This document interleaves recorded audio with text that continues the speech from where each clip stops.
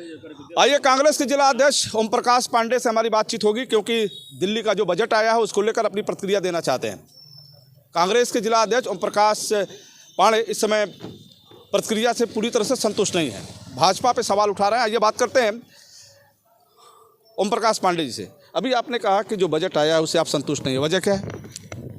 वजह सरकार ने, मोदी सरकार ने जो वायदे किए थे किसानों से कि हम उनकी आय को दुगनी कर देंगे, उस पर बिल्कुल इस बजट में फोकस नहीं किया गया है।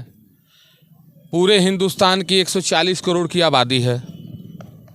नीति आयोग से रिपोर्ट मंगाया गया, नीति आयोग ने अपनी रिपोर्ट सौंप दिया। क्या स्थिति परिस्थिति में रिपोर्ट सौंपा उस पर मैं नहीं जाना चाहता हूँ। करीब 80 करोड़ लोगों के आसपास राशन उठाते हैं, फिर कहते हैं कि गरीबी ख़त्म हो गई। तो आपके कहने का मतलब गरीबी खत्म हुई तो फिर राशन क्यों ले रहे हैं? हाँ, गरीबी अगर ख़त्म हो गई तो फिर राशन उठाने की क्या बात है। ओम प्रकाश पांडे ने कहा कि यदि गरीबी खत्म हो गई तो फिर भाजपा राशन क्यों बांट रही है, इनका भाजपा पे आरोप है जी। और दूसरा, मनरेगा पे कोई बजट नहीं है।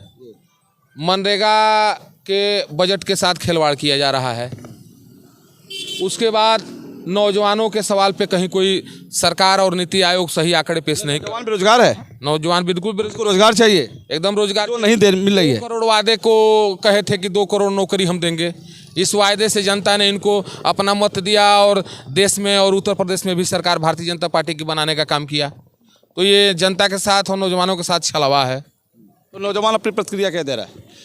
आप लीडर है, नेता हैं। नौजवान जो है अपनी प्रतिक्रिया कि भाई अपने वायदे से सरकार भाग रही है। मोदी जी अपने वायदे से भाग रहे हैं, योगी जी अपने वायदे से भाग रहे हैं। आंकड़ा इनका नीति आयोग कुछ और बता रहा है और बजट में आंकड़ा कुछ और पेश हो रहा है। इसको जमीन पे हकीकत जानने की आवश्यकता है।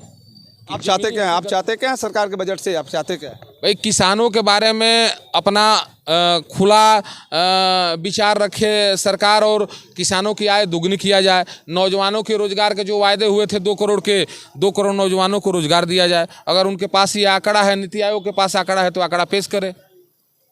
चलिए, बात हो रही ओम प्रकाश पांडे जी से। उन्होंने कहा कि भारतीय जनता पार्टी के वित्त मंत्री का जो बजट आया है वो संतुष्ट नहीं है, कुछ सुधार की आवश्यकता है। उन्होंने रोजगार के नाम पर जो बेरोजगारी है नौजवानों के अंदर उसको दूर करने की बात कही, और जो मनरेगा के नाम पे जो चीज़ें हो रही हैं, मनरेगा के नाम पे जो क्या हुआ उनको तो मिल रहा है नहीं। मनरेगा का बजट भी कम कर दिया गया है।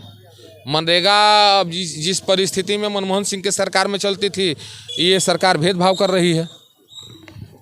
दोस्तों, फिर हम आपसे जुड़ेंगे, तब तक लेते हैं जुड़े रहें बलिया आजकल से। मैं रोशन जायसवाल, नमस्कार।